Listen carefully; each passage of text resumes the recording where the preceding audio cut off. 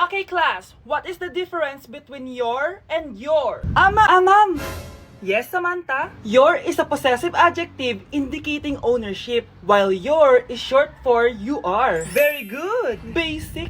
Alam ko naman yan, pabida ka lang magtaas ng kamay. Next question. Ano ang pagkakaiba ng nang at nang? Ako ma'am! Okay, Scarlett. Ang nang ay nagpapahiwatig ng pagmamayari, ang nang ay nagpapahayag ng paraan o panahon. Tama! Mahusay ka, Scarlett! Sobrang dali lang naman ang tanong eh. Next question. 10 points ang makakasagot neto. What is the biggest organ of our body? Ma'am ako, ma'am! Ma'am! Akin lang tong 10 points na to. For sure, hindi mo naman alam yan. Yes, Samantha. Nauna ka kay Scarlett. Ang biggest organ of our body is stomach. Mali! Okay, Scarlett? Lungs po, ma'am. Wrong answer. Wala na bang gusto sumagot, class? Ma'am, ang biggest organ of our body is skin. Correct! Tignan niya si Kyle, oh. Kahit di nakikinig sa akin yan, tama ang sagot niya. So, Kyle, paano mo nalaman ang sagot? Yun po kasi sabi sa Google eh. Anak, ready ka na ba sa prom niyo bukas? Nay, bakit ba laging ganito? Kapag may mga special day, doon ako nagkaka-pimple. Diyos ko ka, anak. Nagpuwit ka na naman siguro, no? O, eto anak, gamitin mo tong Glad to Glow Acne Spot. Ginagamit ko to dati at talagang effective, anak. Kasi meron tong centella at 2% salicylic acid. For sure, healed na yung pimple mo overnight. Ilagay mo lang to directly sa area na may pimple. Because this Glad to Glow Acne Spot dries acne in one night only and helps to reduce acne marks. Sana mawala na to bukas. Prom na namin! Yes! Wala na yung pimple ko! O diba? Sabi ko sa'yo anak eh. Mother knows best talaga. Eto na, Nay. Ready na ako maging prom queen. Nak, okay ka lang? Pagod na ako mag-aral, Nay. Sige anak, pahinga ka muna ha. Ay! Yung niluluto ko! Anak, kain na dito! Sana matuyo to agad para masuotan ng anak ko bukas. Ayan, tuyo na! Anak, suot mo na tong uniform mo! Anak, sandali. Sorry kung ito lang yung mabibigay kong baon sa'yo, anak ha. Bawi ako next time. Ito lang kasi yung kinita ni nanay eh. O anak, yung project mo, wag mo kakalimutan ha. Sige na, ingat ka. Kaya ko to. Makakapagtapos ako.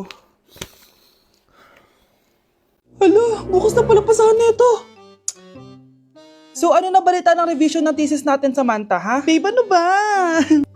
So ano na balita sa revision ng thesis natin, Samantha, ha? Hala, di ko pa nagagawa yung thesis namin. Nagka-emergency kasi. Sus, emergency? Kasama mo lang naman jowa mo. Tanggalin kita sa group dyan eh. Patay, lagot ako neto, babe. Paano niyan tayo?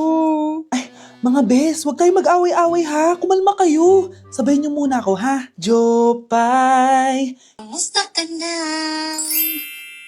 Huwag ka nang mawala ngayon. Teka, si Scarlett ba yun? Dadalhin kita sa aming bahay. In fairness, ang ganda ng boses mo, be. Di tayo aalis tayo. Sa tunay na mundo. O diba, kumalma rin kayo. Ang fun kasi magkanta-kanta dito sa bus. Tapos nakakaaliw pa yung mga filters. Buti na lang talaga, magaganda yung mga boses natin, mga be. Truly! Wala pang ginawa sa Scarlett, oh. Ikaw, Scarlett! Nasaan yung RS mo, ha? Ay, sorry. Wala din pala ako. Wait lang, gagawin ko na, ha? Sorry na. Pwede ba? Hala, nalipat na naman ako ng classroom. Bakit kinder rin nakalagay dito? Saan yun? Ba't puro mga bata yun nandito? Hi mga bata! Ang lesson natin ngayon ay addition. Sino dito ang makakasagot ng 1 plus 1? Ang dali naman ng lesson dito. Ma'am, 1 plus 1 is equals to 2. Correct! Mga bata, 5 claps para kay Scarlett. Hindi niyo ba alam yun? Mga bata, science na tayo ha. Ilan ang planeta sa solar system natin? Ba't walang nagtataas ng kamay? Ma'am, there are 8 planets in our solar system. Correct! Siguro nag-a-advance reading si Scarlett. Lo, ba't parang walang alam yung mga kaklase ko? Okay, tatatakan ko ng star sa kamay ang makakasagot neto. What are the primary colors? Ha? Ba't ang dadali na subject dito? Last sem, nag-research lang ako eh. Ma'am, the primary colors are red, blue, and yellow. Wow! Mukhang may magiging top 1 na tayo ah. Hala, mukhang magiging top 1 pa ako dito. Ah, namali siya ng classroom. Okay. Scarlett Iha, namali ka daw ng classroom, oo. Lumipat ka na lang dun sa grade 12. Ano?